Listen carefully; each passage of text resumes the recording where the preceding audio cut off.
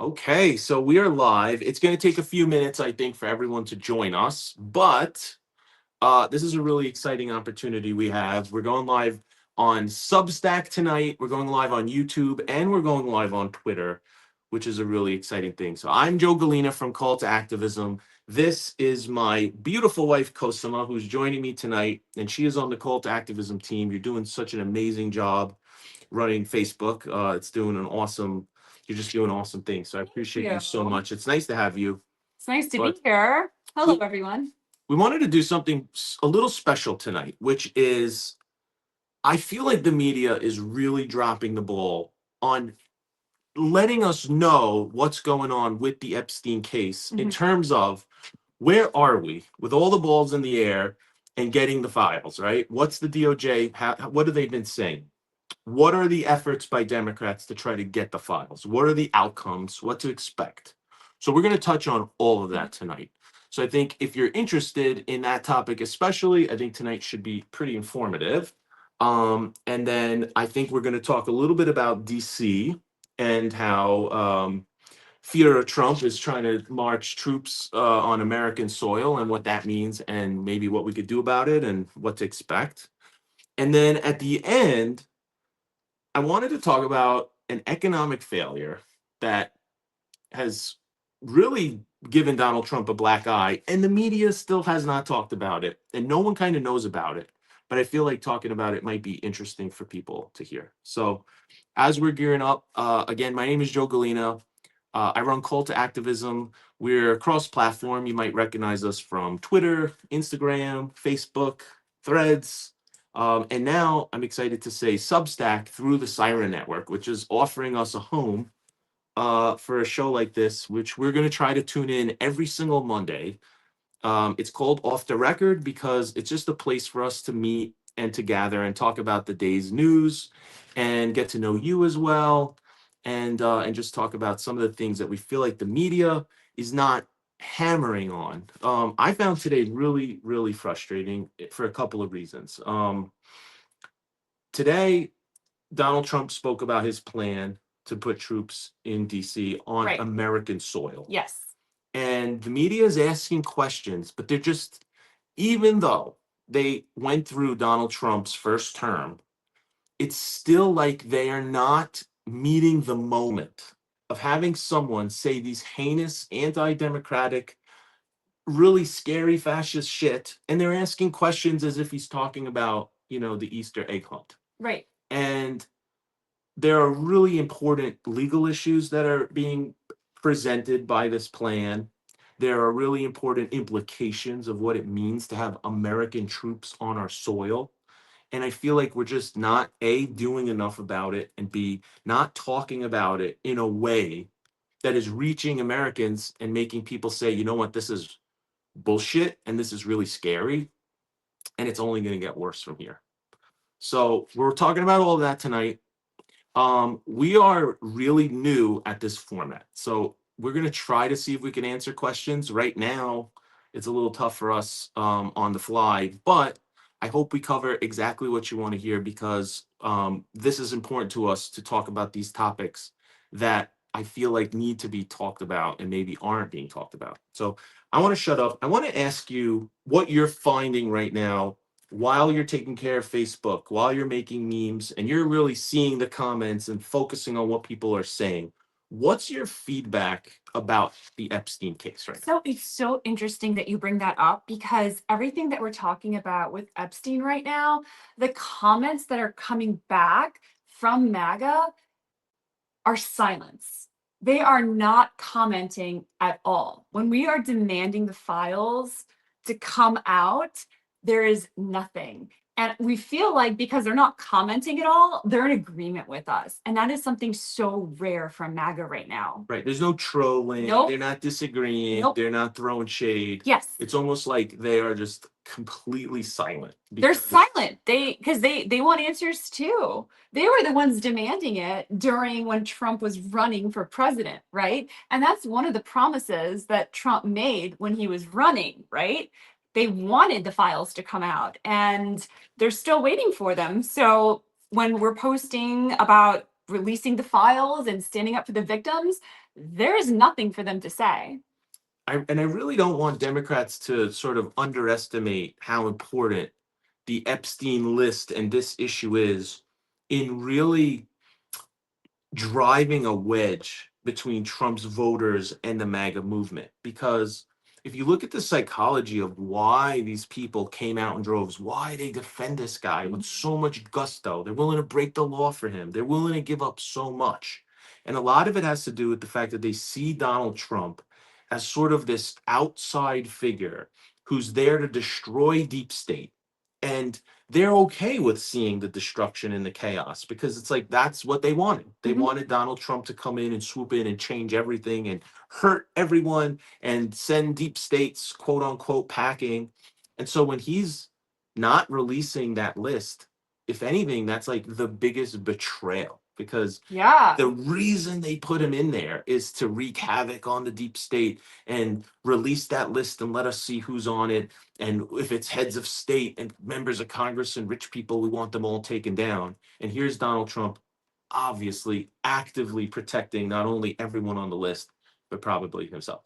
Probably. And who knows who else is on the list. And I think it really it produces like this line in the sand of whatever credibility he had. It's making his followers and supporters really question whether or not they still want to support him or not. Like, can he be trusted? Because that is one of the big things he ran on, right? And he's abandoned it. He's calling it a hoax. Absolutely.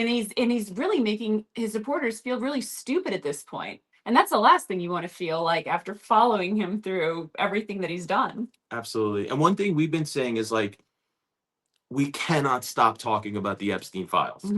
And we're not prepared to stop. We ask these questions every single day. We still bring it up. We're showing you clips. Yep. We're keeping it alive because Democrats can and should chew gum at the same time. Like, it's okay to acknowledge that American troops on US soil is absolutely insane and flies against everything that our country represents, but also release the damn files. Right. And so, like, no matter what topic we hit, at least through the summer and beyond, we should always be going back to release the files. Right. Everything's a distraction. Anything coming out of the White House that is not the Epstein files is a distraction because he does not want you to talk about the Epstein files. Absolutely. And that in and of itself is like kind of scary because where does it stop? And what is Donald Trump going to do? What's the next thing he's going to do to distract us from the Epstein files? And it's like this waiting game of, okay, today is a brand new fresh hell of, chaos and lies. And he's going to constantly one up himself to just continue to distract us from what we want to see. Right. So every night you go to bed, you're just wondering, like, what's the next shit show he's going to do the next day? Absolutely. Well, okay, so we promised we would be talking about an update on the Epstein files, so I could jump right into that.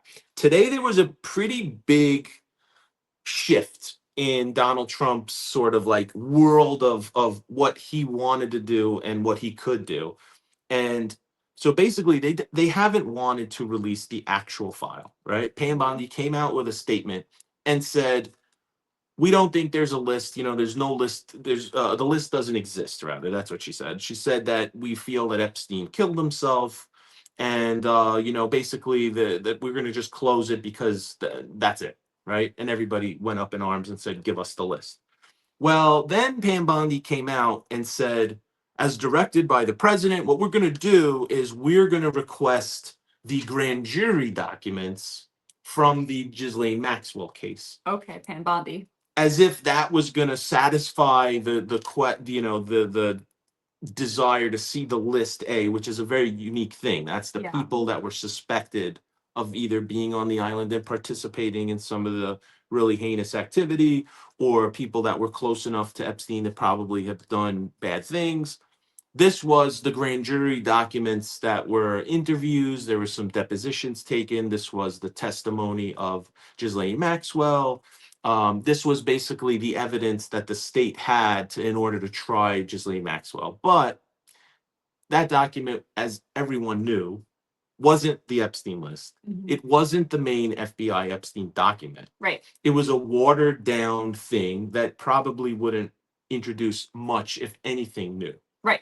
And that apparently is what Judge Paul Engelmeyer decided today. So today, on August 11, he ruled that the Trump administration could not release the Ghislaine Maxwell grand jury documents. And his ruling was really interesting. He did not do it in a way to allow MAGA to say, oh, see, this judge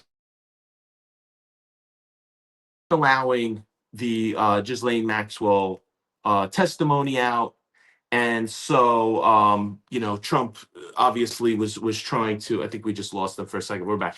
But so they were saying that they didn't. This judge knew that MAGA would probably say, "Oh, they didn't release the Ghislaine Maxwell transcripts, and so it's the judge is hiding the ball, whatever." Right, but they're always going to blame it on the judge or somebody else other than themselves. Absolutely, There's always an excuse. There's always something coming out of the White House to make themselves look innocent and put their hands up and say, "Well, it's not my fault." Absolutely. I think the judge in this case knew that, and that's why he came out with this really strong decision. And what he said was, the reason I am not releasing this is for a few reasons. One, there is nothing in these documents that is substantially different than what we already know. Yeah. He also called out essentially the Trump cover-up. And he said, I want to make it very clear that this maneuver to try to tell the American people that releasing the Ghislaine Maxwell deposition papers is enough or to satisfy what they want is basically the word that he used was, it would create the illusion of transparency. So in other words, he's saying that this is bullshit. Yep. That these documents are not the Epstein files. And the Trump administration wanted to make it seem like releasing these documents was enough. Right. And the judge was basically like, there's nothing in these documents that matter. And we're going to make it clear that Donald Trump is not being transparent releasing this. Yeah, that's exactly what's happening. Super unfortunate, but we can see right through it, and that's what's happening. And sure enough, the minute the judge is making this decision, Donald Trump is doing a press conference about DC and all sorts of shit, and confuses apparently Alaska with Russia, and it's like literally planned to be the distraction from the decision. Yeah, it's the distraction from the distraction. That's exactly basically like what's happening. Trump administration. That's what it feels like. Right, and tomorrow there'll be a distraction from this distraction as well. But you know what? We have to keep our eye on it and just make sure that we keep demanding those files come out. Absolutely. Okay, so what else is going on right now with the files? How close are we actually getting there? What have Democrats done? Well, there's going to be a couple of deadlines coming up that if you're interested in this case, I think you should know about if you don't already. And that is going to be August 15 and August 19. Those are 2 days to look out for, and I'll explain why. So James Comer, and I really have to give props to Representative Robert Garcia, who's a Democrat on the Oversight Committee. He's the ranking member. So when the Democrats win the majority, Robert Garcia will become the Oversight Chairman. But he's already doing a fantastic job holding Rep. James Comer, accountable, who is the current head of the Oversight Committee. And he has presented Comer with a subpoena to give the Justice Department, Pam Bondi, that would request the entire Epstein file and give it to the Oversight Committee. Now, Robert Garcia cannot do that by himself because he's a ranking member. He doesn't have the power of subpoena. But he presented it to James Comer and basically demanded that he send it to the DOJ. James Comer, because he's beholden to his voters and all the Trump supporters that are demanding the Epstein list, in a little bit of a political miracle, he actually delivered the subpoena to the Department of Justice with a deadline of August 19. So the DOJ technically has a standing subpoena request for the Epstein files that they're supposed to deliver the Epstein files to the Oversight Committee on August 19. Now, the question is whether they do it or not. I think we know the answer, that they'll probably not want to do that, and they won't do it. No, they won't. There'll be a distraction. And what happens then, if August 19 comes and goes and they don't turn over the Epstein files, then it all falls down to James Comer's lap. If he does absolutely nothing, it's a little expected. It would be terrible, but that would be our job to call him out, to make sure that every single voter in America knows that James Comer is not doing his job by following through with this subpoena. Yep. Or he could bring it to court. Will he do that? It's probably a little unlikely, but I wouldn't have expected him to actually deliver the subpoena. So we have to watch that. So that's something every American can do. We could raise our voices, we could raise the temperature and demand that some sort of action takes place on August 19th. Right. That's I would call that plan A with probably limited expected success. But that's something. It's something. It's better than nothing.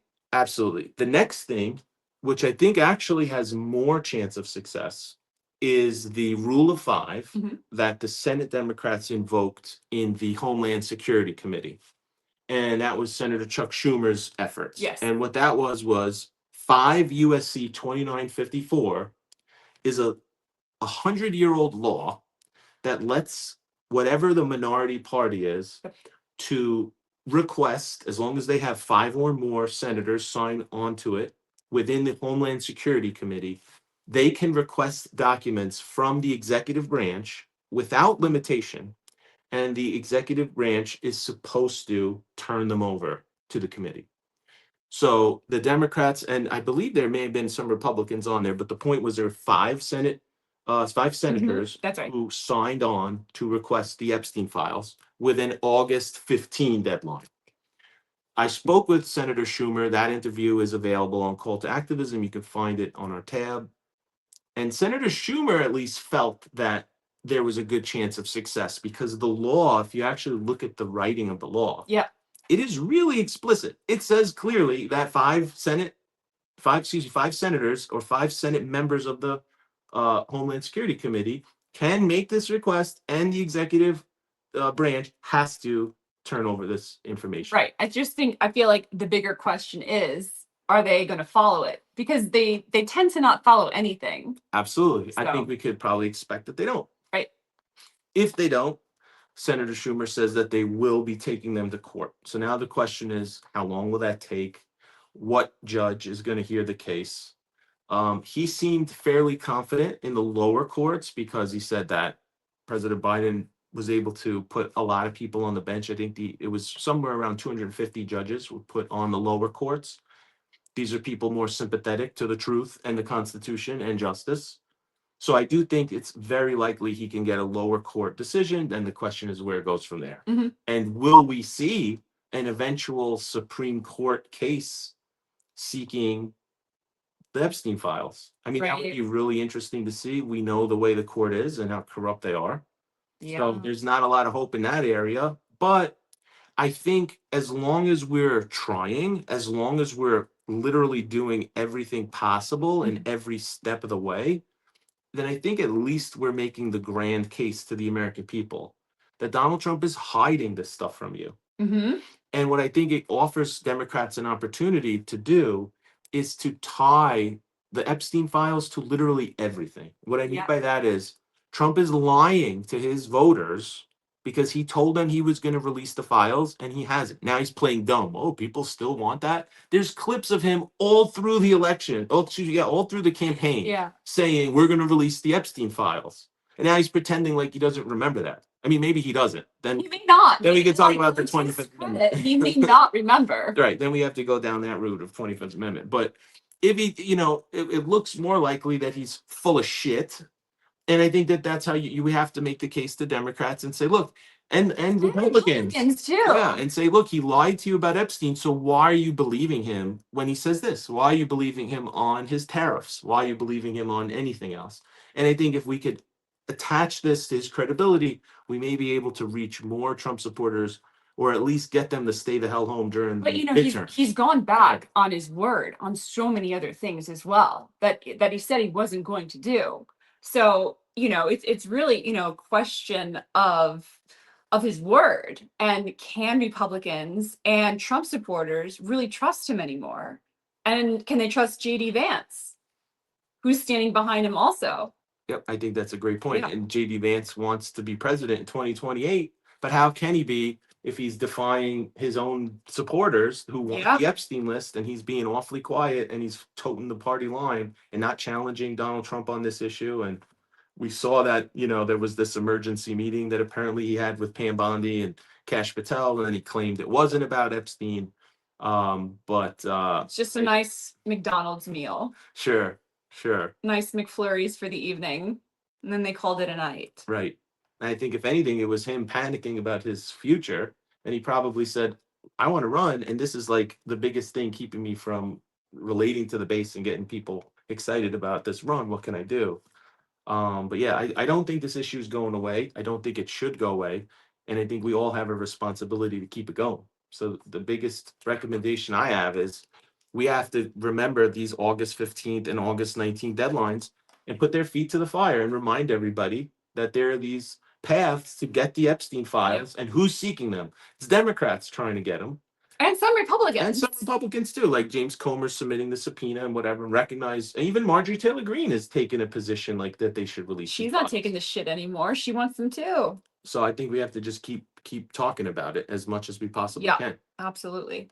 So with that said, the biggest distraction that I could see in the last few days has been this talk of military presence on United States soil. Oof. Which, like, to anyone who loves the Constitution, anyone who understands American history, and you understand the Revolutionary War, and all the things that Americans were against, and why we became America in the first place, having troops on our soil defending it's too much to even contemplate. Having soldiers on our street corners, holding their guns as if it's in the middle of, Pyongyang, North Korea. Why would that be anything any American wants is beyond me. Look, as somebody, I take this so personally because, I was born and raised in DC, right? I saw DC in the late 80s, early 90s when Marion Barry was the mayor, right? Crime and homicides were at their worst in 1991, right? Like I was reading about it today. They were 482 homicides in 1991. And we are at a historic low right now in 2025 for violent crime. And this is the time that Donald Trump decided to put the military in Washington. Like crime is not bad right now. Like I have never felt safer walking around DC right now. And I've seen people in Washington who are Republicans and Trump supporters walking around the city, enjoying the city, touring the city, going to the museums, enjoying restaurants down here, having a great time. It's summer in DC. There is no danger to them. So to see the military here and to see the federal government in the streets, it's such a damn joke. Yeah, it's such a joke. It's sad. And so today, the mayor of DC, Muriel Bowser, spoke. Muriel Bowser, excuse me, and she basically said what you said. She said that there has been less violent crime in DC this year than over the last 3 decades. Yeah. And so I think the best we could do is we have to keep undermining Trump's entire argument, because if we make it very clear that it's all bullshit, then at least we have a chance to fight it. Yes. And look, just to go over the last 2 years, right? Homicides are down 32% in the last 2 years. Armed carjackings are down 53% in the last 2 years. And dangerous weapon assaults are down 27%. There is a decrease in violent crime, and it's only going to continue to decrease. So the fact that Donald Trump is stepping in now, saying that DC is a horrible place and it's so dangerous, and you can't even go out without being assaulted, it's complete bullshit. And it's like, coming from DC, it's really embarrassing to see him talk like that. Yeah, and not to mention the fact that he didn't call the National Guard in during January 6th. How are we not making that argument? The fact that we actually had criminals in DC, certainly violent crime was up on Those January 6th when they were bludgeoning police officers with the American flag outside the U.S. Capitol. I would say that probably more than anything else required the National Guard to respond. Yep. And now that we're in a summer crime lull and D.C. is beautiful right now, that's when we're going to have tanks down the street, which is like a perfect distraction from the Epstein bullshit. Yep. And then you have Stephen Miller saying that DC right now is worse than the streets of Baghdad. That's unbelievable. Unbelievable. Well, he's turning the DC streets into, Nazi Germany, so he's willing to talk. But yeah, no, it's just terrible. And it's gonna be in a lot of cities. That's my prediction because I think LA was just a test case. And I want to mention that why is it that the two places Donald Trump has had tanks down the streets, or at least talked about, is LA and DC, who happen to have black female mayors. Really interesting that those are the two mayors that he attacks with tanks down the street and tries to grab his power because he's afraid of female leadership, that's for sure. Yeah. And he's a racist piece of shit. And putting those together, that's what you get. Yeah. So yeah, it's really ridiculous. I think the thing that troubles me the most about this is that, like, something that comes up all the time when we talk about Donald Trump's shenanigans, and it's that his voters, at least, or his supporters that support this kind of stuff. And I saw a lot of that today. You look at Twitter, everybody's cheering the fact that there'll be tanks down American streets.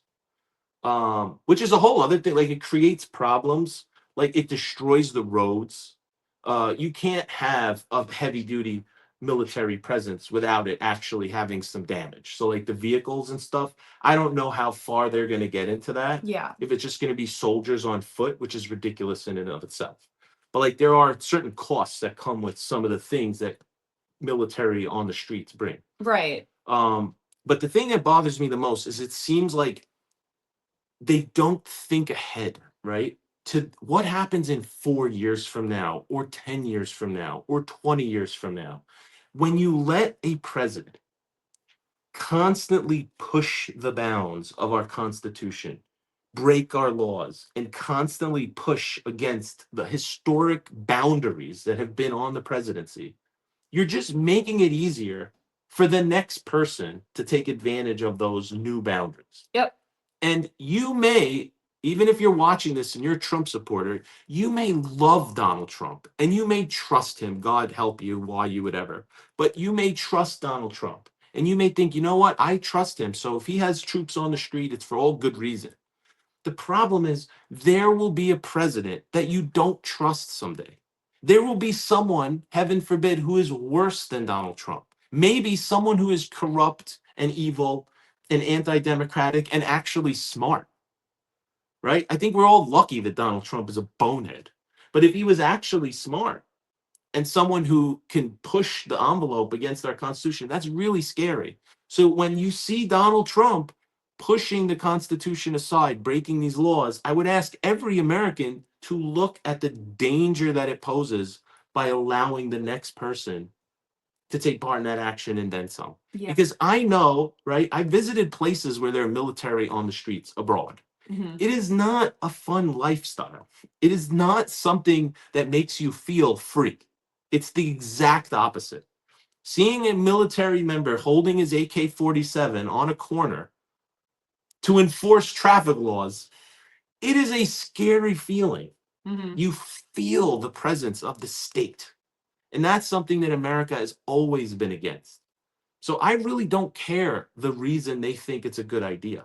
It is always a bad idea. And just something that we have to keep talking about. And I think everyone watching is frustrated because they can say, well, what are we going to do about it? Right? And there's limited stuff. But I think the best we could do is do what we've been doing, which is undermine the reasons. Make sure everybody knows that DC is not any more dangerous than other cities. Make sure everyone realizes this is a distraction from the Epstein files and it's bullshit. And just keep repeating until it makes us all sick about why this is a really, really bad idea. Yeah. Yeah. 100% agreed. Well, okay. Also, another thing I promised, and we're not going to keep you forever, but I did want to tell you one thing that I think the media has not talked about yet. and that was a major economic failure of Donald Trump. I think, like, we talk about all these serious things. I think one little funny thing won't hurt us to talk about. Okay, so I'm going to tell you the fact that Donald Trump had this deadline that he imposed against China.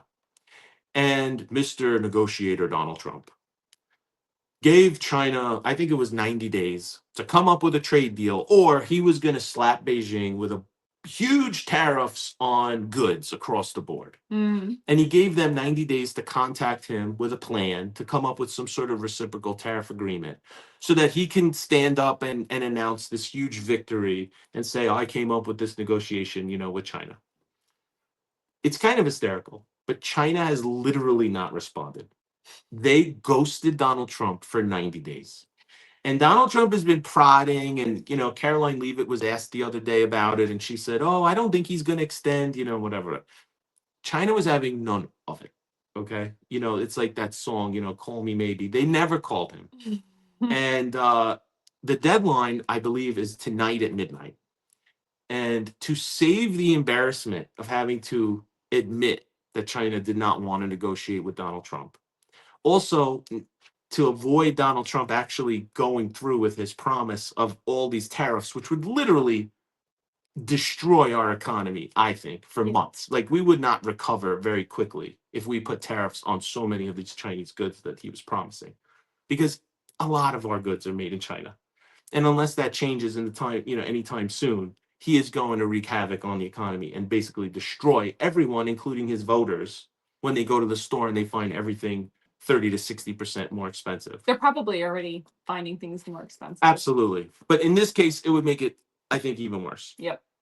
So what does he do? He very quietly extends the deadline. This is Mr. Negotiator. This is what he does. He gives you 90 days to come up with some sort of agreement, and then you ghost him, and then he gives you another 90 days. And he signed this executive order. It's the art of the deal. The art of the deal. And he signed it really quietly to give them basically another 90 days. Yeah. The stock market is sliding because Tuesday, this is something really important I want to tell you as well. Tuesday and Thursday, two really big economic reports are coming out.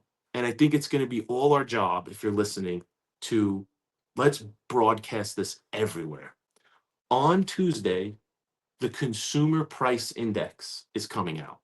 This is the basically report that economists look at that announce how prices are doing across the board.